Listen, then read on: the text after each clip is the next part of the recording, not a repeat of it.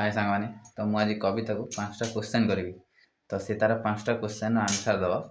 तो आंसर ठीक है तो से जहाँ कह मो तरफ खाया जहाँ कह दि तो मुझे 5टा क्वेश्चन करी जनरल नॉलेज क्वेश्चन तो से तार आंसर दब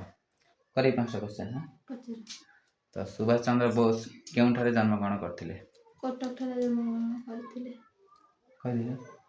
सुभाष चंद्र बोस केबे जन्म ग्रहण करते 1947 मसीहा जनवरी 23 तारिख दिन जन्मग्रहण करते भूल अच्छे आउ थर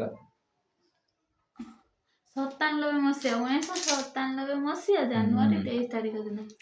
ओके तो सुभाष चंद्र जी को बापा का नाम कौन थिला पिता का नाम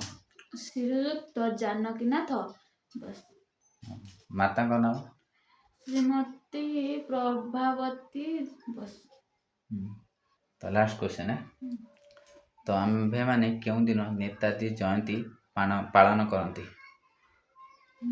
जनवरी 23 तारिख दिन पालन कराए नेताजी जयंती कौन नेताजी जयंती जनवरी 23 तारिख दिन पालन कराए कोई दिन 5टा क्वेश्चन आंसर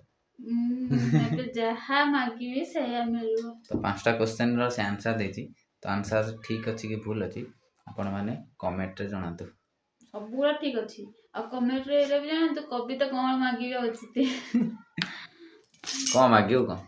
से कमेंट कहबेनी कि कौन मागियो सही मते दे देबा हला। हाँ